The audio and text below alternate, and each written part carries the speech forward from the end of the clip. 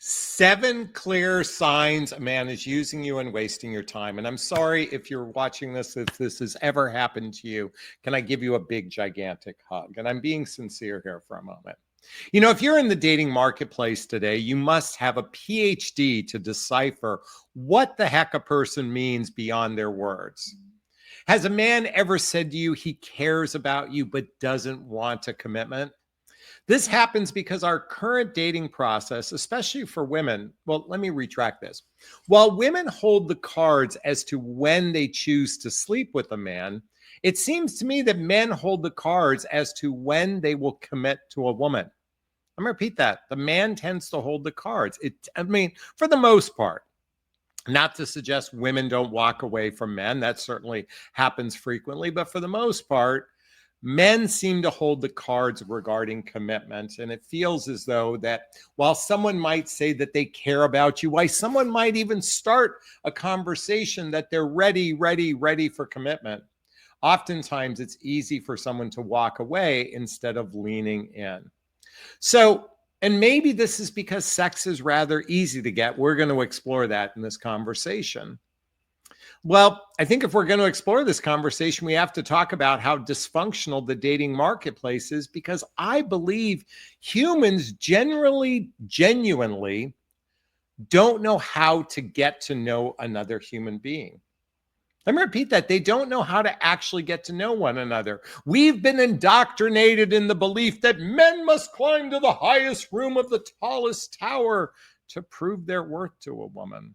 This is why romance, love bombing, entertaining someone is how we enter into the dating dynamic. It's all based on pleasure, having a good time. Did you have a good time? I hope you had a good time. Let's just have a good time. That's the way we tend to date today. And I think women are afraid to speak up and ask the harder. Well, let me reframe that. Women of the past, if you're watching this today, I want to give you license to know that you can ask those direct, radically honest questions from the very beginning to determine someone's capacity to be in a relationship. Did you see how I put that in quotes? Capacity to be in a relationship. See, it's one thing for a man to say, I want a relationship. In fact, many men might have had a relationship that ended weeks, if not months ago, and they say, oh, I'm fully ready for a relationship.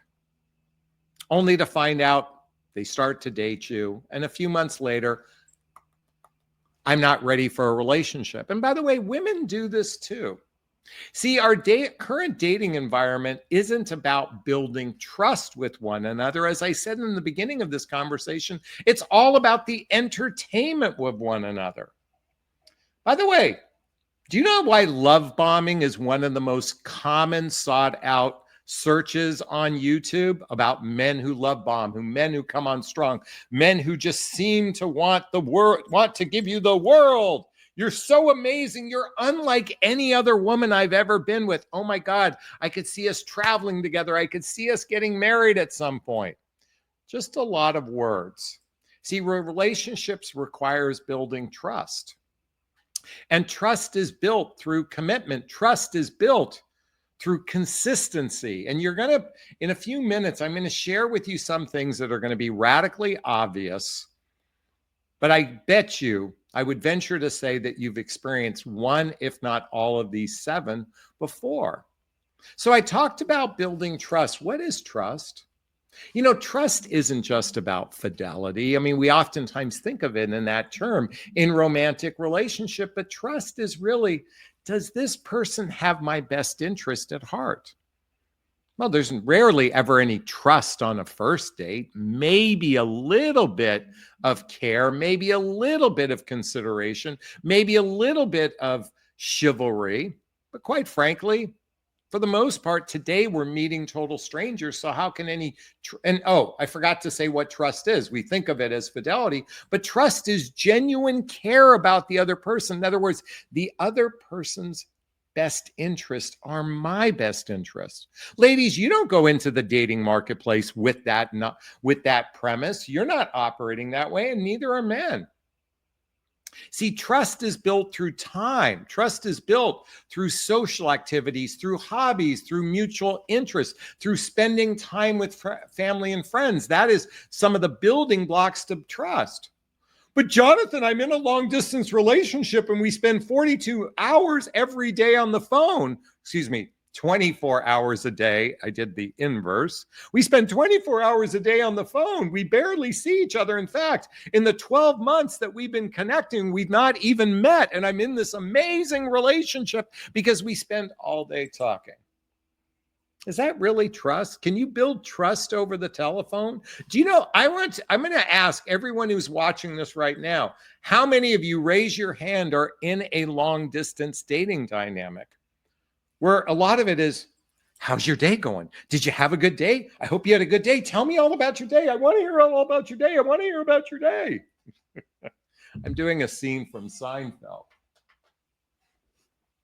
You know, I'm bagging on long distance dating because very few people actually enter into the process with a real plan to develop something serious.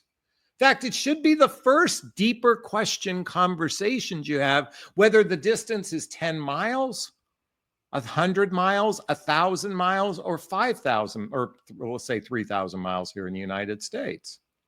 See, the reality is what is commitment? Commitment is about being consistent with one another. It's about being teammates with, well, commitment can mean whatever you want. I'm just here to espouse that commitment in my world is spending consistent, regular time together and being teammates with one another.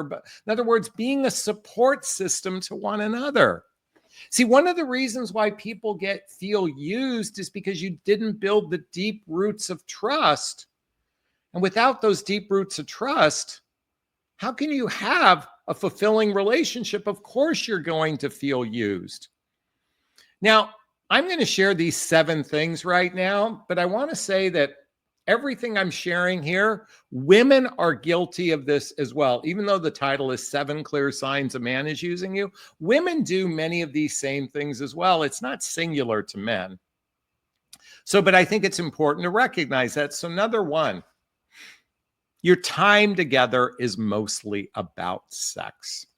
You know, these days, hookups, friends with benefits, situationships, and casual relationships outnumber actual serious relationships. I think with over 100 million singles in the United States, the predominant relationships are hookups, friends with benefits. Situationships just mean that you're spending some time together, but it's not defined. Casual relationships might agree to some level of monogamy and some level of exclusivity, but it's not serious. There's no real plan for the future. Those outnumber the serious relationships. And so if your time together is mostly centered around sex, yeah, I know you know this is obvious. This is radically obvious. But if that's the case, chances are he's going to be wasting your time from a long-term perspective. That's not to say that couples don't get together, regularly have sex. I'm just here to say when it's mostly about sex, that's really just a hookup situation for the most part. Number 2, after the hunt phase is over, he doesn't ask about you. He doesn't ask about you after the hunt phase is over. Okay, so you've all heard the phrase, men love the hunt and men love the chase. Men are supposed to chase women. Men are supposed to climb to the highest room of the tallest tower because that's what they're supposed to do to prove their worth. By the way, this usually lasts a nanosecond in our current environment. But the minute they've bed you, the minute they've had sex with you, the minute the hunt is over, they stop asking questions about you and they focus about their own needs. Let me repeat that. They stop asking questions about you and they just focus on their own needs of wanting basically some companionship and some connection and some sex. Do you know today by the way, folks, there's a big difference between companionship and partnership. Bump, bump, bump, partnership. What is partnership? It's teamwork with one another. See, it's one thing to have a companion in your life. Many people are experiencing companion-based relationships, but I want you to ask yourself, how many of you are actually, how many of you actually experienced a genuine partnership-based relationship where you're operating as a teammate to one another? If you haven't read the book, by the way, all the books I recommend are listed below, but I recommend you checking out this book, How to Be an Adult in Relationship. You know what? We have a lot of children that are in relationships today, and they're over 21 years old. Let me repeat that as I burp. There's a lot of 50, 60, and 70-year-old people that are children in a relationship. I highly recommend you understanding the mechanics to a healthy, happy relationship, and reading this book by David Richo might set you on the right path. So, he doesn't ask about you beyond the hunt phase.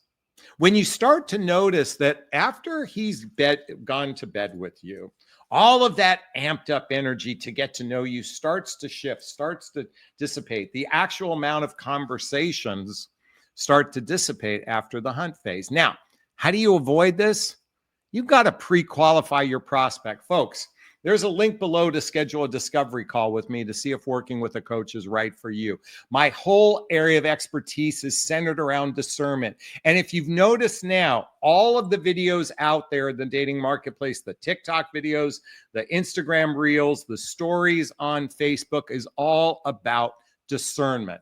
I've been talking about discernment for the last 15 years. I have a whole coaching program. Part of one of the things is learning radical honesty, pre-qualifying your prospect, so you don't find yourself in a circumstance where you're used. There's a link below to get to schedule a call with me. Number 3, he doesn't open up to you. He doesn't open up to you. If a man avoids personal questions, if he avoids even talking on the phone after you've been physically intimate, chances are he's temporarily used you in his life. Or if he avoids personal questions, he doesn't want to get too close to you. He just wants whatever companionship, connection, and sex, but he doesn't want to get emotionally involved with you. And if he's unable to express his feelings about you, if he doesn't open up to you about his feelings or personal questions, nor can he open up about how he feels about you, other than that fantasy that started the relationship, chances are you're going to find yourself being used or you've wasted your time. And this happens frequently. You know, number 4, he doesn't protect you. Now, I don't mean this from the physical sense, but quite frankly, we have a lot of men and women who gaslight themselves. They all say they're ready for a relationship. I'm ready for a relationship. I'm ready for a relationship. You know what? Being a really good human being is about genuinely learning who you are and not lying to yourself, because quite frankly, there's someone else's emotions involved when we start to engage in a physical and emotional relationship with someone. So a human being will actually protect the other person from themselves. That's a grown-up. That's an adult in relationship. See, unfortunately, we have, like I said earlier, a lot of children out in the dating marketplace, and they won't actually look out for your best interest. And again, I'm not talking about from the physical protection. I'm talking about an emotional protection. See, if you're not familiar with my chart, the 3 active people dating, by the way, this is not a fact. It's merely an opinion. I roughly say about 20% of the populations are users. They only seek short-term goals. They're love bombers. They're players. They're gold diggers. They're entitled people. They only care about their own needs. And I roughly say 60% of the population are spent. By the way, this is true of men and women alike. Spenders. The reason why they're called spenders, because they'll spend time with you. They want that companionship, connection, and sex, but their life is in chaos. They have no real capacity for commitment. And then I say 20% are grower builders. They seek long-term commitment. They have their act together. They're emotionally grown up. See, a spender isn't looking out for your best interest. They only care about their own best interest. And certainly users only care about their own best interest as well. But a grower builder, when someone has reached the status of, I want a life partner. Ladies, look at, if you're in the dating marketplace, ask yourself, does he say he wants a life partner or does he want a relationship? Just remember, friends with benefits is a relationship. Hooking up is a relationship. Situationships is a relationship. Casual is a relationship. But Jonathan, I don't know if I want to get serious with a guy on a first date. Folks, you've got to be thinking, if you're going to start kissing someone and start to get amorous with them, you got to look beyond casual. You have to look at it from a serious, well, you don't have to do anything. This is my recommendation for you to look at it from a serious perspective. Because what's the point? Do you know how many people have what I call start and stop relationships? They start up for 6 to 12 weeks and then it ends. And then they do another one, 6 to 12 weeks, and then it ends. And they do another one, 6 to 12 weeks, and it ends. Because they're thinking with a short-term mating strategy. I'm here to encourage a long-term mating strategy. Ask those radically hard questions early on. And while there's no guarantee, boy, it puts the odds more in your favor because guys who are not serious will run away. Number 5, you've never met his family or friends. I can't tell you how many women I've spoken to. They've been in a relationship telling me they've been seeing a man physically for 9 to 12 months and have never met his family and friends. There's always an excuse. Folks, if the penis is going inside the vagina on a regular basis, you should be getting to know the people in his life.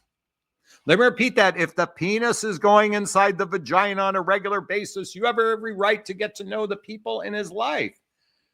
And if he shields you or he makes excuse after excuse after excuse, there's a good chance he's wasting your time and he's using you. Number 6, he doesn't go out of his way to help you. You've been dating someone for a few months and you're sick. He doesn't go out of his way to come bring you chicken soup or maybe go to the pharmacy to get you some cough syrup. Maybe you've been dating for 2 or 3 months and you have to move. Maybe you're doing a short move. He's not there to help you. But Jonathan, he's long distance. He can't do that. We already talked about long distance earlier, that you don't get off the hook just because you're in long distance. These are the things, if he can't be there for you, he doesn't go out of his way for you, then how serious is this relationship to begin with? Someone who genuinely cares about you will go out of their way, certainly when it's maybe not convenient, because they genuinely care. And people who don't genuinely care won't go out of their way when you need them. He doesn't go out of his way when you need him. And number 7, this is the clearest sign of all. Bump, bump, bump, bump, bump. He puts off being exclusive and he avoids conversations about the future. I know this is radically obvious, but it seems like I have to hit you ladies upside the head every once in a while because I can't believe how many of you find yourself in circumstances where you haven't agreed to some level of monogamy and exclusivity and there's no conversations about the future. Let's take it slow. You know what? We just need to take it slow. I just need to take it slow. Take it slow means I'm avoiding any future because I don't see a future in you. But Jonathan, I've just been told I'm supposed to sit in my feminine energy and let men lead, and men are supposed to lead because men know what they're doing.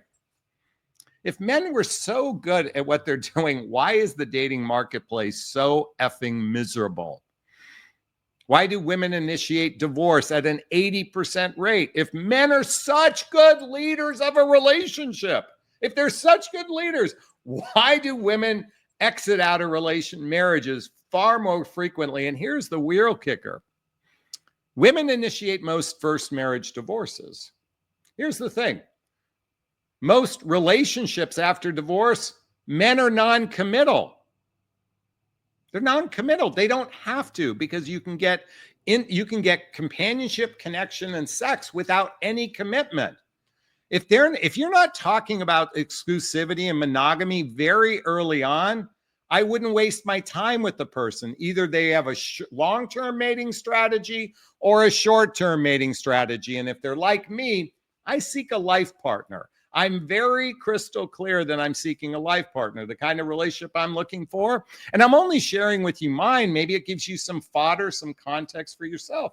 I'm looking for a relationship where we can spend on average 3 or 4 days and nights a week together, doing shared activities, hobbies, mutual interests, spending time with family and friends, traveling together, teamwork, building skills, both in our personal and our professional life, intimacy, both physical and emotional intimacy that leads to either moving in together or getting married.